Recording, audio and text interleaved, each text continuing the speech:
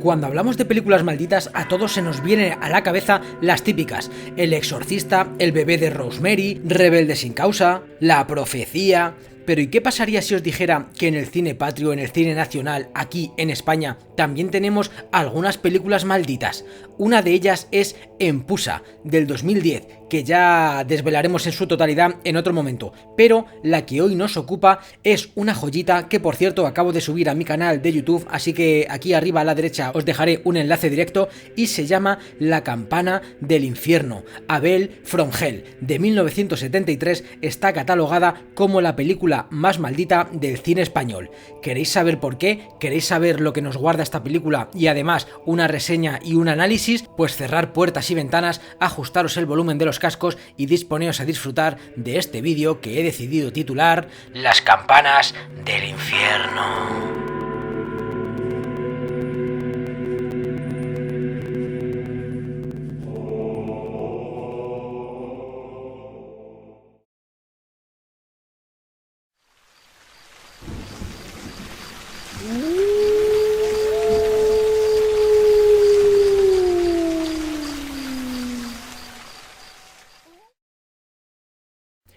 Hola, muy buenas a todos amigos amantes del cine de terror, ¿qué tal estáis? Soy Johnny Vele y os deseo la bienvenida, cálida y gótica tenebrosa bienvenida a un vídeo más para mi canal.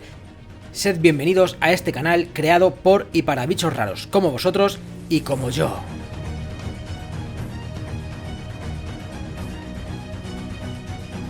En esta ocasión os traigo una película llamada Las campanas del infierno.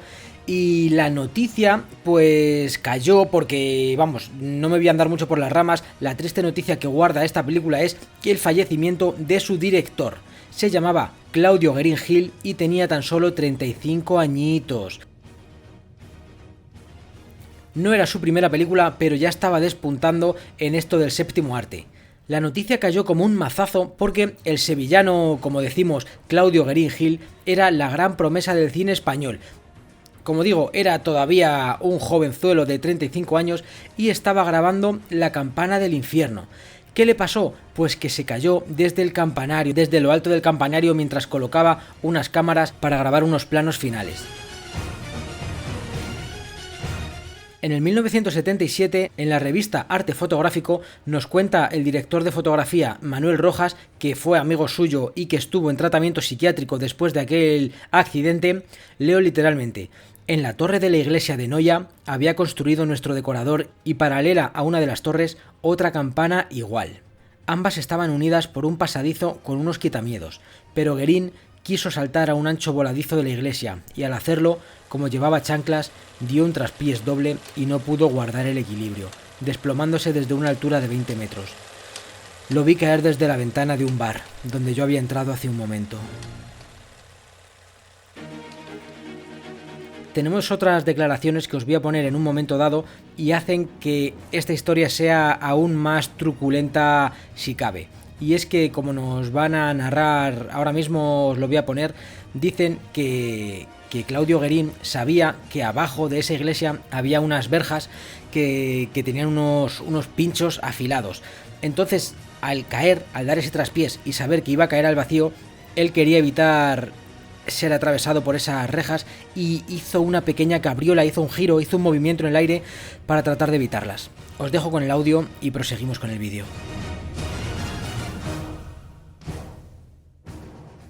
Y el accidente también les dejó destrozados y pusieron efectivamente en el lugar que cayó, pusieron una cruz. Y no sé si decir afortunadamente, porque en aquella caída nada fue afortunado, pero yo recuerdo la verja que había al pie de la torre. Era una verja con pinchos, y la caída de Guerin, mientras caía, él sabía que estaba aquí aquella verja horrible y se retorció en el aire, y esa forma de retorcerse en el aire la recuerdo perfectamente. Se retorció en el aire, logró evitar la verja, pero se estrelló contra el suelo, claro. Aunque Guerin fue trasladado con urgencia a Santiago, llegó muerto, llegó cadáver. Esta película fue una coproducción con Francia, que recogía exteriores de Betanzos, A Coruña y Padrón, aparte de la propia Noya. Tras el fatídico accidente, los productores llamaron con urgencia al veterano Juan Antonio Bardem, que filmó la única secuencia que le quedaba para concluir la película, y es que la película estaba prácticamente acabada a falta de 15 días de rodaje. Sin duda, una verdadera lástima. Bien, pues como hemos podido anticipar antes, esta película y la catástrofe sucedió en el pueblo gallego de Noia. Y no estaría la historia completa sin describiros la iglesia donde sucedió esta catástrofe, iglesia de San Martiño. Fue edificada sobre el solar que ocupó anteriormente una ermita, a la que la tradición le atribuye la advocación de Santa María. De ahí se puede explicar el nombre de Santa María a Nova, dado a que la cercana iglesia levantada en el centro del cementerio histórico de la ciudad era conocido como la Quintana dos Mortos. Esta iglesia fue declarada Monumento Nacional en el año 1931. Y antiguamente presentaba 2 puertas laterales, de las cuales hoy una de ellas está cegada y apenas queda ornamentación. En la fabulosa fachada principal presenta una portada de gusto compostelano con 3 columnas en las que están representados los 12 apóstoles.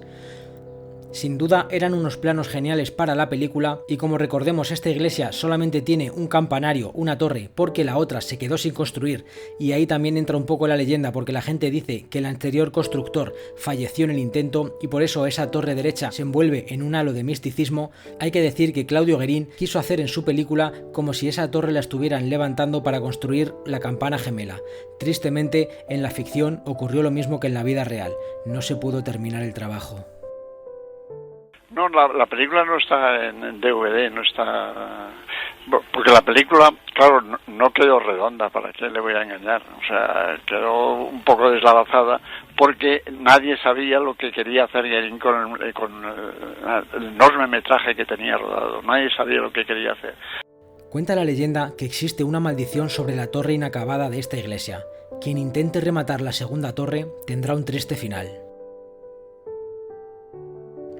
Y como hemos podido comprobar, le ocurrió al maestro cantero que la construía en su época y también al protagonista del vídeo de hoy, a Claudio Guerin, que por culpa de la campana del infierno murió el 16 de febrero de 1973 en sus últimos días de rodaje al caer sobre las piedras de la plaza de Otapal.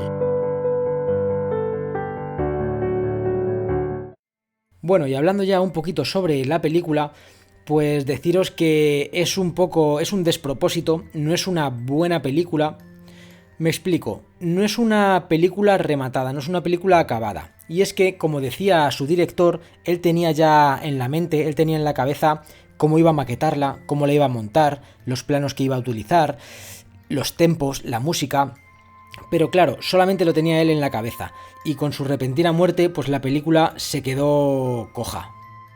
Cuando llamaron a Juan Antonio Bardem para que la terminara, pues hizo lo que pudo, sinceramente. Grabó muy bien, se empapó del guión, se empapó de las escenas, pero a la hora del montaje fue un completo caos, fue un completo desastre, y de hecho esta cinta se presentó en el Festival de San Sebastián y tuvo muy mala acogida. Al ser una coproducción franco-española, pues permitió a esta película dar salida fuera del territorio nacional. Se la llevaron a América, donde tuvo algo mejor de acogida, y sobre todo se la llevaron a Japón, que ya sabéis cómo son de mitómanos los japoneses, y ahí fue donde realmente esta película explotó, porque la consideraban película maldita, película de culto, una película con un halo extraño, y quizás se salvó un poquito Las campanas del infierno por el mercado internacional. De todos modos, hay que decir que esta cinta nunca se llegó a editar en España en DVD, no había dinero para eso. En América sí que se puede encontrar, pero en España aún es una tarea pendiente. Y a modo de reflexión final, yo sí que la he visto, evidentemente. Tengo que deciros que se nota mucho que esta película está hecha como a trozos, a retales. Tiene cosas muy buenas, tiene unos planos sugerentes. Sobre todo las imágenes grotescas de matanzas de animales, de desmembramientos, son un poco difíciles de mirar. Esas músicas en algunas ocasiones, unos planos que buscan la suciedad. Es una película que casi huele, me recuerda un poquito a La matanza de Texas. Es una película bastante visceral y nos muestra a un protagonista que tiene todos los rasgos de psicopatía. Es un psicópata de manual que lo hace muy bien, las actuaciones están muy bien. Pero como digo, se me hace un poquito lenta, se me hacen algunos puntos un poco aburrida, un poco pesada, y creo que eso es porque no la terminó el mismo que la empezó. Así que yo, si la tuviera que catalogar con la mano en el corazón, os diría que es una película de aprobado, una película justita, una película suficiente, pero sabiendo todos los problemas que ha habido, que ha tenido, sabiendo esa maldición que dicen que recayó sobre ella y sabiendo todo el trasfondo macabro que esconde, pues quizás sí que le dé un notable. Y si la tuviera que volver a ver, pues la volvería a ver, pero simplemente por eso, un poquito por morbo y por saber lo que tiene detrás. Espero que os haya gustado, que os haya parecido interesante esta historia y este análisis, y nada, deciros que nos vemos la semana que viene con otro nuevo vídeo dedicado al mundo del terror. Y hasta entonces, no os olvidéis de cerrar bien la puerta antes de iros a acostar, bichos raros, pues nunca se sabe lo que puede haber en el otro lado.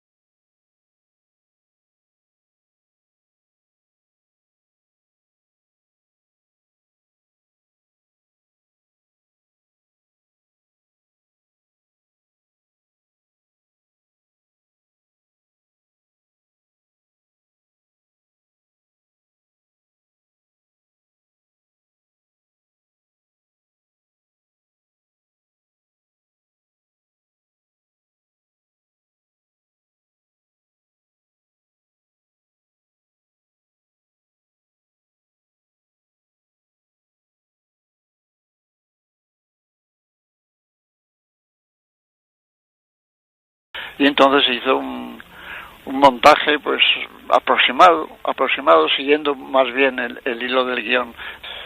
En España, en el Festival de San Sebastián no tuvo éxito. En los cines fue un poco mejor, pero no mucho mejor. La crítica fue buena. Y en donde sí tuvo mucho éxito fue en Estados Unidos. ¿Ha vuelto al lugar de los hechos, don Santiago? No he vuelto ni quisiera volver, porque me trae tan malos recuerdos. Hace tiempo estuve en Galicia y evité pasar por Noya, francamente. Don Santiago Moncada, todo una leyenda de nuestro cine que nos ha hecho pasar con sus guiones y con sus trabajos muchísimos buenos momentos, pero que también tiene en su biografía cinematográfica pues esta joya oscura, vamos a llamarlo así, y que encarna perfectamente lo que sería el cine maldito. Un abrazo muy grande, don Santiago, y gracias por estar con nosotros. Gracias a ustedes, muy agradecido, adiós. 1:23, no sé cómo se os queda el cuerpo. La campana del infierno. Quiero aportar algo más. Había un rumor por las calles de Noya, por cierto, un lugar de absoluto misterio, y de códigos crípticos en lápidas antiquísimas. Noya de Noé, dicen algunos. Por esas callejas antiguas se decía que el equipo de la película pedía un especialista. ¿Un especialista para qué? Para una escena concreta de esa película que luego, como nos contaba Santiago Moncada, quedó deslavazada. La escena era el salto del protagonista desde el campanario al suelo. Por eso mucha gente que vio como Claudio Guerin se precipitaba al vacío en un accidente nunca bien explicado, pensó que era una escena de la película realizada por un extra, y muchos incluso aplaudieron, hasta que de pronto se dieron cuenta de que el drama se había hecho presente. Esa escena que ha descrito Santiago, evitando caer sobre la verja antigua de Pinchos. Pero algo más. Diego Galán escribió una biografía póstuma sobre Pilar Miró, de sobra conocida. La directora de cine, al parecer, tenía una relación sentimental con Claudio Guerin. Y en el libro Nadie me enseñó a vivir, Pilar Miró habla de esa época, del terrible y funesto rodaje de La campana del infierno, la campana que llamaba a las sombras y a los muertos. Extraigo aquí un fragmento de ese libro. Dicen que Pilar Miró, en la plaza del pueblo de Noya, junto a la cruz románica, contempló la iglesia de arco ojival, a la que le faltaba desde hacía siglos parte de una de las torres. Había llegado allí con el descapotable rojo del cineasta muerto, Claudio Guerin. Dio vueltas alrededor, subió hasta lo alto, y allí, desde lo más alto, calibró el recorrido de su amado al encuentro con la muerte. Y dice Diego Galán en este libro, Nadie me enseñó a vivir, que Pilar Miró sollozó: ¿por qué te tuviste que suicidar, Claudio querido? Pero es que durante el rodaje ocurrieron diferentes cosas que llenaron de angustia, desde el productor hasta el guionista, hasta el último hombre de los focos y las luces. Es una película que ha quedado absolutamente marcada. Tanto, Santiago Camacho, buenas noches. Buenas noches, Iker. ¿Qué me indicabas? Es que hay DVD en algunos sitios donde fue repentino éxito porque esa película tenía algo raro, algo extraño, supuraba algo distinto. En nuestro país no hay ni siquiera recopilación en DVD, pero sí en otros lugares. Sí, de hecho, tengo ahora mismo delante las carátulas de los DVDs en Estados Unidos, que por ende está distribuido en todos los países y doblada al inglés, y curiosamente de un sitio donde se la aprecia como una especie de joya oscura, como una especie de película de culto extraña, y en un lugar donde precisamente de terror y de terror inquietante y de terror extraño se ven mucho. En una carátula en unos caracteres absolutamente indescriptibles, con una banderita española, eso sí, y que sabemos que es de la película porque lo pone debajo en un rotulito, pero que es japonesa. En Japón es una obra de culto. Es, curiosamente, aquí no se, efectivamente, el productor tiene toda la razón, en España no se volvió a reeditar, fue estrenada con muy poquito éxito en Madrid, en el Cine Roxy, en la Sala B, en ese 1973, apenas pasaron unos pocos espectadores y apenas aguantó un par de semanas en cartel, pero sin embargo, curiosamente, al ser una coproducción, pues salió al exterior.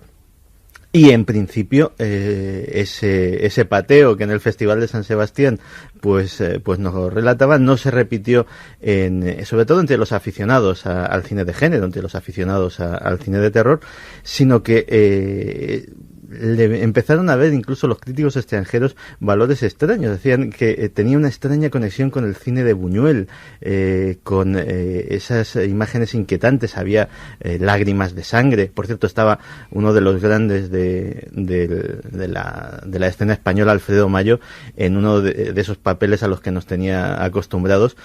No exactamente uno de los que nos tenía acostumbrados, pero desde luego era un personaje tremendamente inquietante. Y la verdad es que si alguien, aunque sea esa versión doblada al inglés, tiene ocasión de verla, pues encontrará una perlita oscura, una joyita, una perla negra. Esta noche hemos recuperado un trozo, milagrosamente, en castellano, de La campana del infierno, una de tantas escenas, para que os hagáis una idea muy clara. Las películas malditas españolas, en general, tocan temas que tienen que ver con el misterio profundo y tienen algo, como decía Santiago Camacho, algo de perla negra, algo que sobrecoge, quizá por la sugestión de su propia historia. Escuchad un trozo de esta película maldita española de 1973. Las higueras silvestres ya han sido arrancadas de los sepulcros. La sangre de sapo y el hueso arrebatado de la boca de una perra en celo aguardan. Resucitarán los muertos. Las lechuzas y los búhos cantaron 3 veces cuando tus padres copulaban a escondidas para engendrarte. Tus historias me asustaban cuando era niño, ahora no. Suponía que estabas lejos porque has muerto. Me han hecho volver. Te lo dije cuando eras pequeño. Te advertí que serías desdichado. El destino ya está barajando tus cartas. Este sería el ayer de las películas malditas españolas.